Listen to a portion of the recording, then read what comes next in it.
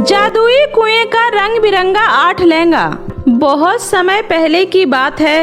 एक गांव में सावित्री नाम की औरत अपनी बेटी आरती के साथ रहती थी। दोनों माँ बेटी बहुत ही गरीब थी। वे दोनों अपना जीवन बहुत ही मुश्किल से बिता रहे थे। एक दिन सावित्री अपनी बेटी की शादी पक्की कर देती है और वह शादी की तैयारियां करना शुरू कर देती है। अरे बहुत से काम पड़े हुए हैं, मुझे काम शुरू कर देना चाहिए। मुझे अपनी बेटी आरती के लिए कुछ कपड़े भी खरीदने होंगे और जरूरी सामान भी खरीदना होगा। इतना सोचकर सावित्री खरीदारी करने के लिए गांव के ही नजदीक शहर में चली जाती है। शहर तक जाने का रास्ता जंगल से गुजरता था। जब सावित्री जंगल से गुजर रही थी तो उसे जंगल से एक आवाज आती है। सावित्री उस आवाज को सुनकर आवाज की तरफ बढ़ने लगती है। तभी वह देखती है कि एक पिंजरे के अंदर कुछ जानवर कैद हो गए हैं। अरे यह क्या? इन बेजुबान जानवरों को पिंजरे में कैद कर लिया गया है।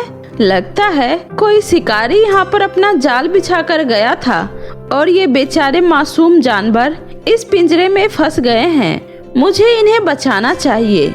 हमें बाहर निकालो, एक शिकारी ने हमें इस पिंजरे में कैद कर लिया है। वह हमें मारकर खाना चाहता है। उस शिकारी ने हम सभी जानवरों को कैद कर लिया है। वह शिकारी जल्दी ही आता होगा। अगर हम इस पिंजरे से जल्दी बाहर नहीं निकले तो वह शिकारी हमें किसी को बेच देगा या मारकर खा जाएगा। कृपया करके आप हमें बचा लीजिए, हम अभी मरना नहीं चाहते हैं। यह सब तो ठीक है, परंतु मैं भला तुम्हारी मदद कैसे कर सकती हूँ? यह पिंजरा तो बहुत ही मजबूत है। इस पिंजरे से बाहर निकलने का एक ही उपाय है। यहाँ से थोड़ी ही दूर पर एक गुफा है जिसके अंदर उस शिकारी ने ढेर सारा खजाना छुपा रखा है। उसी खजाने के अंदर इस पिंजरे की चाबी भी है। तुम्हें वह चाबी लेकर आनी है और इस पिंजरे को खोलना है। यह सुनने के बाद सावित्री उस गुफा की तलाश करने के लिए जंगल में इधर उधर घूमने लगती है। थोड़ी ही देर बाद सावित्री को वो गुफा दिखाई देता है। अरे लगता है यह वही गुफा है जो मुझे उस जानवर ने बताई है। मुझे इसके अंदर जाना चाहिए। इतना कहकर सावित्री उस गुफा के अंदर जाने लगती है और वहाँ जाकर सावित्री उस चाबी को ढूंढने लगती है। तभी सावित्री चाबी उठाने के लिए जैसे ही आगे बढ़ती है वैसे ही उसकी नजर बहुत ही ज्यादा कीमती खजानों के ऊपर जाती है। वहाँ पर बहुत ही कीमती हीरे जवाहरात रखे हुए थे, परंतु सावित्री लालच में ना आकर केवल चाबी उठा लेती है और वह वापस से पिंजरे के पास जाती है। उसके बाद वह पिंजरा खोल देती है और फिर सभी जानवर आजाद हो जाते हैं। पिंजरे से बाहर निकलकर जानवर अपना रूप बदल लेते हैं और वह 8 परियों के रूप में बदल जाते हैं। अरे आप तो परियां हैं, मैंने आपको आजाद कर दिया। अब आप खुले आसमान में घूम सकती हैं। हाँ सावित्री, तुमने हमारी जान बचाकर एक बहुत ही नेक काम किया है।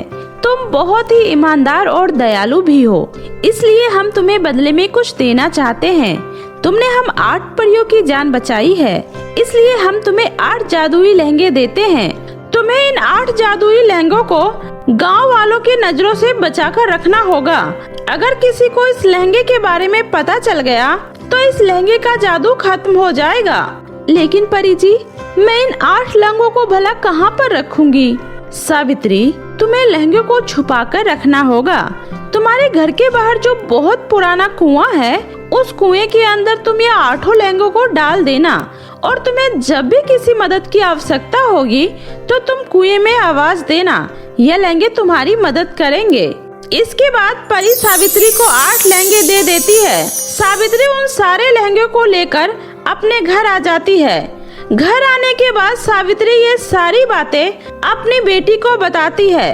उसके बाद सावित्री उन सारे लहंगे को परी के बताए अनुसार पास के ही कुएं में डाल देती है। अब इन लहंगों को कोई खतरा नहीं है। किसी को इन लहंगों के बारे में कुछ भी पता नहीं चलेगा। इस तरह वे 8 लहंगे उस कुएं के अंदर सुरक्षित हो जाते हैं और दूसरी तरफ सावित्री अपनी बेटी की शादी की तैयारियां करने में व्यस्त हो जाती है। लेकिन एक दिन बहुत ही तेज आंधी तूफान आता है जिसमें सावित्री की झोपड़ी टूट जाती है और दोनों माँ बेटी घर से बेघर हो जाती है। अरे ये क्या हो गया? मेरा घर तो पूरी तरह से बर्बाद हो गया। अब मैं क्या करूँगी? अपनी बेटी की शादी कैसे करूँगी? अपने घर को टूटा हुआ देखकर दोनों माँ बेटी को बहुत ही दुख होता है और दोनों रोने लगती है। रोते रोते सावित्री के मन में ख्याल आता है कि उस परी के दिए हुए जादुई लहंगे से उसे इस समय मदद मांगनी होगी, क्योंकि उसे मदद की बहुत ही आवश्यकता होती है। सावित्री उस कुएं के पास जाती है और उस लहंगे से अपनी सारी परेशानी बताती है, जिसके बाद लहंगे से आवाज आती है, सावित्री, हमारे रहते हुए तुम्हें किसी चीज की चिंता करने की जरूरत नहीं है। तुम्हें इस समय पैसों की आवश्यकता है ना? हम तुम्हें ढेर सारे पैसे देते हैं, ये लो पैसे। लहंगे के इतना बोलते ही एक लहंगा कुएं से ऊपर आकर ढेर सारे पैसे प्रकट कर देता है और सावित्री उन पैसों को लेकर बहुत ही खुश हो जाती है। ऐसा चमत्कार सावित्री और उसकी बेटी ने आज तक कभी नहीं देखा था। इसके बाद वह लहंगा फिर से कुएं के अंदर चला जाता है। अरे वाह माँ, अब तो हमारे पास ढेर सारे पैसे आ गए। अब हम इन पैसों से अपने लिए सुंदर सा घर खरीद सकते हैं। हाँ बेटी, तुम बिल्कुल सही कह रही हो। हमें जल्दी से एक नया घर खरीद लेनी चाहिए। उसके बाद सावित्री उन पैसों से अपने लिए एक बहुत ही सुंदर सा घर खरीद लेती है। घर खरीदने की बात सावित्री की देवरानी को जब पता चलती है तो वो बहुत ही ज्यादा हैरान हो जाती है। अरे, कल तक तो इनके पास खाने के लिए कुछ भी नहीं था, इन्होंने रहने के लिए इतना बड़ा घर खरीद लिया। मुझे तो पता लगाना ही होगा कि आखिर सावित्री रातों रात इतनी अमीर कैसे हो गई। कल तक तो इनके पास खाने के लिए खाना भी नहीं था और आज ये लोग लोगों में पैसे बांट रहे हैं। मुझे पता लगाना ही होगा कि आखिर माजरा क्या है। और उस दिन के बाद से सावित्री की देवरानी सावित्री के ऊपर नजर रखने लगती है। सावित्री जहाँ भी जाती उसकी देवरानी चुपके चुपके उसका पीछा करती है। एक दिन सावित्री कुएं के पास जाती है और कुएं से कहती है, हे जादुई कुआं, मैं गरीब लोगों की दुखों को दूर करना चाहती हूँ। जिस तरह आपने मेरी मदद की है, मैं चाहती हूँ मैं अपनी तरह बाकी के और भी गरीब लोगों की मदद कर सकूं। इसलिए आप मुझे कुछ और पैसे दे दें ताकि मैं और गरीब लोगों की जरूरत को पूरा कर सकूं। सावित्री के ऐसा कहते ही कुएं से सारे जादुई लहंगे बाहर आ जाते हैं और वे सारे लहंगे मिलकर सावित्री को बहुत सारे पैसे देते हैं। तुम लहंगों का बहुत बहुत धन्यवाद। अब मैं इन पैसों की मदद से और भी जरूरतमंद लोगों की मदद करूंगी। इसके बाद वे सारे लहंगे वापस से कुएं के अंदर चले जाते हैं। सावित्री की देवरानी दूर खड़ी यह सब देख रही होती है। अच्छा, तो ये बात है, सावित्री इस तरह रातों रात अमीर हो गई है। इस कुएं का लहंगा इस सावित्री को पैसे देती है। मुझे किसी भी तरह इस कुएं से इस जादुई लहंगे को निकालना होगा। उसके बाद मैं इस गांव की सबसे अमीर औरत बन जाऊंगी। उसके बाद सावित्री की देवरानी रात होने का इंतजार करने लगती है और रात होते ही वो दबे पांव सावित्री के घर के पास पहुंच जाती है और कुएं के अंदर सीढ़ियों की सहायता से पहुंच जाती है। ये लालची औरत हमें यहाँ से लेने आई है, हमें इसे सबक सिखाना ही चाहिए। इसके बाद वे सारे लहंगे आपस में बिजली प्रकट करती है और सारे बिजली उस लालची औरत के ऊपर छोड़ देती है। हाय राम, मर गई रे, मर गई। कोई तो मुझे बचा लो, मुझे बहुत दर्द हो रहा है। कोई है जो मेरी मदद करो, कोई तो मुझे बचा लो। मैं ऐसा दोबारा कभी नहीं करूँगी, बचाओ बचाओ। बिजली के काफी सारे झटके खाने के बाद वो औरत कुएं से बाहर निकलती है और दुम दबाकर वहाँ से अपने घर चली जाती है। उसके बाद सावित्री की देवरानी उस लहंगे को चुराने के बारे में फिर कभी सोचती तक नहीं है। इधर सावित्री उस जादुई लहंगों की मदद से खुशी खुशी अपना जीवन व्यतीत करने लगती है। बहुत समय पहले की बात है, जहाँ आकाश लोक पर खूबसूरत खूबसूरत परियां हुआ करती थी, वहीं नागलोक में भी बहुत सुंदर सुंदर इच्छाधारी नागिनें रहती थी। अमृता और कशिश सौतेली बहन थी, लेकिन दोनों में सगी बहनों सा प्यार था। अमृता बड़ी थी और कशिश छोटी थी। अमृता बहुत ही दयालु और गुणी थी, वहीं कशिश बहुत ही घमंडी और गुस्से वाली थी। एक दिन अमृता मंदिर में शिव जी की पूजा करने के बाद गरीब नागिनों को खाना दे रही थी। तभी कशिश आती है और बोलती है, ओफो दीदी, कितनी देर लगा रही हो? अरे क्या जरूरत है इन भूखे नंगे नागिनों की सहायता करने की? अब चलो जल्दी। कशिश, ऐसा नहीं बोलते, हम दोनों नागलोक की रानी की बेटियां हैं और हमारा फर्ज है कि गरीब और बेसहारा नागिनों की मदद करें और तुम्हें भी ये करना चाहिए। ओफो दीदी, प्लीज दीदी, अब फिर से शुरू हो गई। मैं शेषा नागिन की बेटी कशिश हूँ और मैं इस नागलोक की सबसे शक्तिशाली नागिन हूँ और आप चाहती हो कि मैं ये सब करूँ? कभी नहीं। ठीक है बाबा, नहीं करो, लेकिन मैं अपने अपनों को ऐसे परेशानी में नहीं देख सकती। तुम चलो, मैं थोड़ी देर में आ रही हूँ। दीदी, मैं आपको एक बहुत ही अच्छी जगह ले जाने वाली हूँ।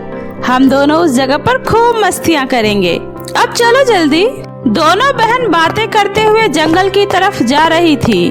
तभी वहाँ एक काली नागिन आती है। अमृता और कशिश, कैसी हो तुम दोनों?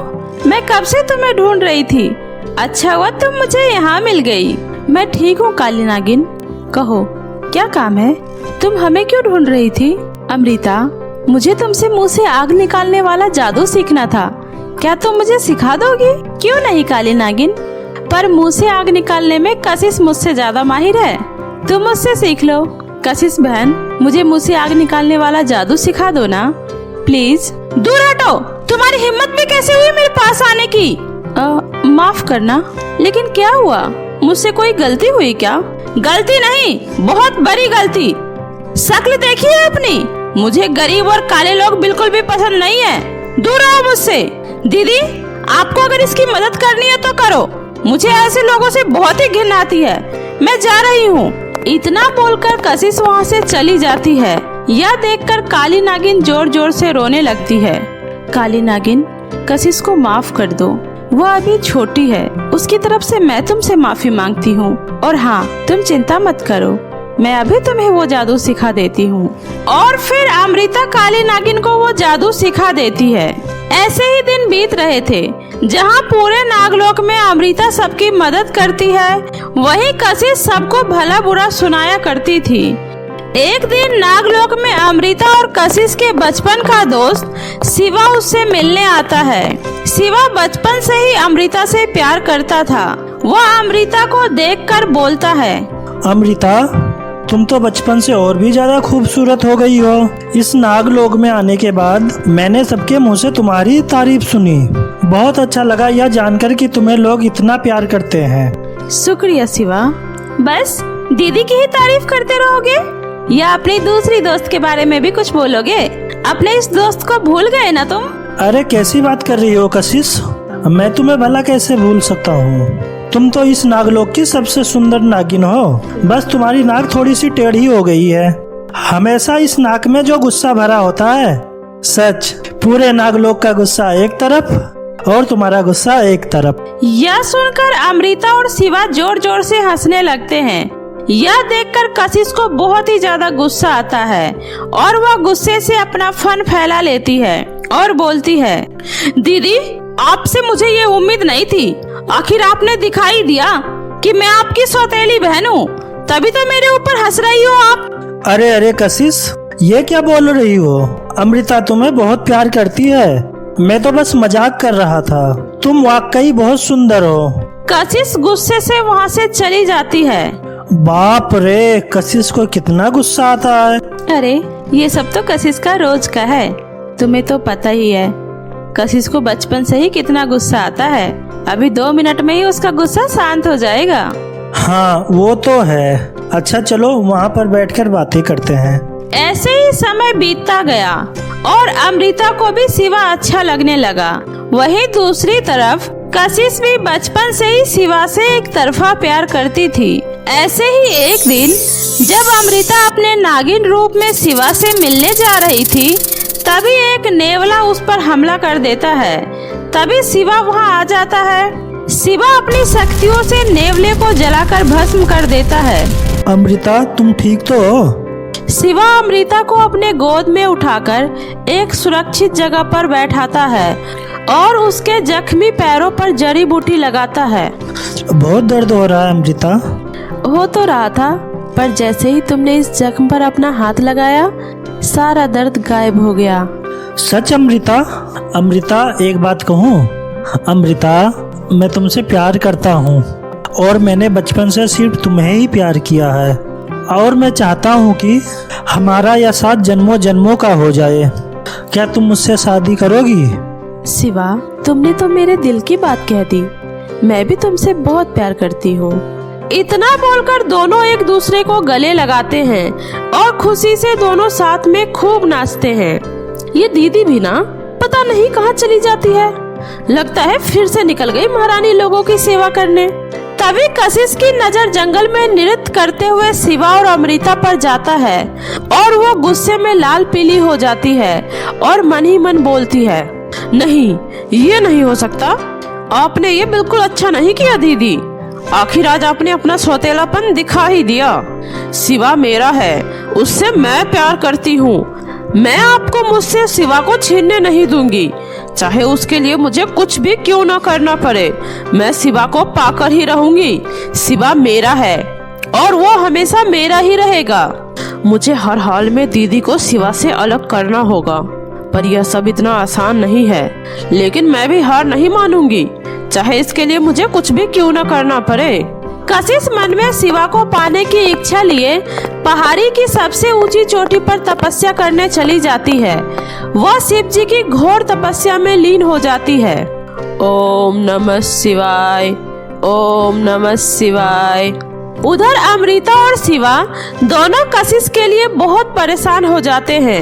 वे लोग उन्हें बहुत ढूंढते हैं लेकिन वह उसे कहीं नहीं मिलती।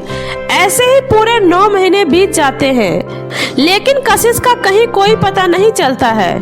अमृता कशिश के लिए बहुत ही ज्यादा परेशान रहती है। अमृता, प्लीज ऐसे परेशान मत हो। मैं जानता हूँ तुम कशिश से बहुत प्यार करती हो, लेकिन कशिश बहुत शक्तिशाली नागिन है। वो जहाँ पर भी होगी सही सलामत होगी। शिवा, मेरा जी बहुत घबरा रहा है। आज से पहले कशिश ने कभी ऐसा नहीं किया। भले ही उसे बहुत ज्यादा गुस्सा आता है लेकिन वो मुझसे बहुत प्यार करती है। अमृता ये बोल ही रही थी तभी वहाँ पर कशिश आती है और बोलती है, मैं आ गई हूँ दीदी। कशिश, कहाँ थी तुम? कहाँ चली गई थी मुझे छोड़कर? तुम्हें पता है तुम्हारे बिना मेरी क्या हालत हो गई थी? माफ करना दीदी। वो क्या है ना दीदी, मैं खुद को सुधारने की कोशिश कर रही थी। नागलोक में कोई भी मुझे पसंद नहीं करता था ना, इसलिए मैं खुद को सुधारने के लिए दूर चली गई थी। पर दीदी अब देखना, अब मैं वापस आ गई हूँ ना। अब हर कोई मुझसे ही प्यार करेगा। अब बस आप देखती जाओ। इतना बोलकर कशिश वहाँ से चली जाती है। अमृता अपनी बहन के लौट आने से बहुत ही खुश थी, तो वहीं शिवा को कशिश का बर्ताव थोड़ा अजीब लगता है। ऐसे ही दिन बीतने लगता है। कशिश अब पहले से पूरी तरह से बदल चुकी थी। वो अब हर किसी से हंस हंस कर बात करती और सबकी मदद भी करती थी। यह देखकर अमृता बहुत ही खुश होती है। एक दिन अमृता अपने गुफा में आराम कर रही होती है। तभी वहाँ पर कशिश अपनी तपस्या से मिली शक्तियों से अपना रूप बदलकर शिवा का रूप ले लेती है और अमृता के पास आती है। शिवा को देखकर अमृता बोलती है, शिवा, तुम इस वक्त यहाँ? तुम तो मंदिर पूजा करने जा रहे थे ना? हाँ अमृता, लेकिन आज मेरा मन किसी चीज में नहीं लग रहा है। बहुत बेचैनी सी महसूस हो रही है। क्या हुआ शिवा? सब ठीक तो है ना? हाँ हाँ, सब ठीक है। बस तुम्हारी याद आ रही थी इसलिए मैं यहाँ आ गया। अमृता, मुझे अपने गले से लगा लो। इसमें पूछने वाली क्या बात है? आओ। तभी शिवा के बेस में आई हुई कशिश खंजर से अमृता के पीठ पर वार कर देती है। तभी शिवा बनी कशिश उसे जोर से धक्का दे देती है। शिवा, तुमने ये क्यों किया? तुमने मुझे मारा? शिवा नहीं मेरी प्यारी दीदी, मैं हूँ कशिश। कशिश, आखिर तुमने ये क्यों किया? क्यों ना करती? अरे बचपन से ही देखते आ रही हूँ कैसे तुमने मुझसे मेरे सगे माँ पिताजी का प्यार छीन लिया था। जिस प्यार पर सिर्फ मेरा हक था, वह प्यार माँ बाबा ने सिर्फ तुम्हें दिया। और आज तुमने मुझसे मेरे बचपन का प्यार शिवा को भी छीन लिया, लेकिन अब मैं ऐसा हरगिज नहीं होने दूंगी। अब तुम्हारे मरने के बाद शिवा सिर्फ मेरा होगा। मैं जा रही हूँ शिवा के पास, वो अब तुम्हें कभी नहीं मिलेगा। कशिश, मुझे नहीं पता था कि तुम्हारे दिल में पल रही नफरत इस हद तक चली जाएगी। अरे, ऐसा करने से पहले एक बार अपनी दिल की बात मुझसे कहकर तो देखती। मैं तुम्हारे लिए शिवा तो क्या, अपनी जान तक दे देती, लेकिन तुमने मेरे साथ ऐसा करके अच्छा नहीं किया। शिवा मुझसे बहुत प्यार करता है, वो तुम्हें कभी नहीं अपनाएगा, कभी नहीं। ओफो प्यारी दीदी, शिवा कशिश को नहीं अपनाएगा, लेकिन अमृता को तो अपनाएगा ना। इतना बोलकर कशिश अमृता का रूप लेकर शिवा के पास जाती है और बोलती है, शिवा, मुझसे अब और इंतजार नहीं हो रहा है, चलो अब शादी कर लेते हैं। क्या हुआ अमृता? कल तो तुमने ही कहा था कि पूर्णमासी रात को हम एक दूसरे से शादी करेंगे, फिर अचानक आज क्यों? आज भी तो मैं ही कह रही हूँ ना। चलो, मुझे आज ही तुमसे शादी करनी है। चलो ना शिवा, मैं तुम्हारे बिना अब और नहीं रह सकती। तभी शिवा की नजर अमृता के पैर पर जाता है। अमृता के पैर पे तो नेवले के काटने का जख्म था। ओ माय गॉड, ये कौन है? सच बताओ, कौन हो तुम? तुम कैसी बातें कर रहे हो शिवा? मैं तुम्हारी अमृता हूँ। झूठ मत बोलो, सच बता, कौन है तू और मेरी अमृता कहाँ है? वरना मैं तुम्हें जला के भस्म कर दूंगा। उसके बाद कशिश अपनी असली रूप में आ जाती है। तुम मुझसे प्यार नहीं करते हो ना? तुम्हें तो सिर्फ वो अमृता पसंद है ना? आखिर ऐसा क्या है उसमें जो मुझ में नहीं है? एक साफ दिल जो कि अमृता में है। अरे, तुम्हारे अंदर तो दिल ही नहीं है। तुम्हारी बहन तुमसे कितना प्यार करती है और तुम उसी के साथ ऐसा कर रही हो। वाह, आज तुमने अपना सौतेलापन दिखाई दिया। आज तुमने जो किया है उसके बाद तो मुझे तुम्हें अपना दोस्त कहने में भी शर्म आ रही है। दूर हो जाओ मेरी नजरों से, वरना मेरे अंदर की ज्वाला तुम्हें जलाकर राख कर देगी। उसके बाद शिवा भागता हुआ गुफा में आता है और देखता है कि अमृता जख्मी हालत में जमीन पर तड़प रही है। वो अपनी शक्तियों से उसे ठीक करता है। उसके बाद शिवा और अमृता नागराज से कशिश की शिकायत करते हैं, जिसके बाद नागराज कशिश की सारी शक्तियां छीनकर उसे एक मामूली सांप बना देते हैं। कशिश को उसके कर्मों की सजा मिलती है और शिवा और अमृता शादी कर एक दूसरे के साथ हंसी खुशी रहने लगते हैं। तो मेरे प्यारे दोस्तों, कैसी लगी आपको मेरी ये कहानी? मुझे कमेंट करके जरूर बताएं।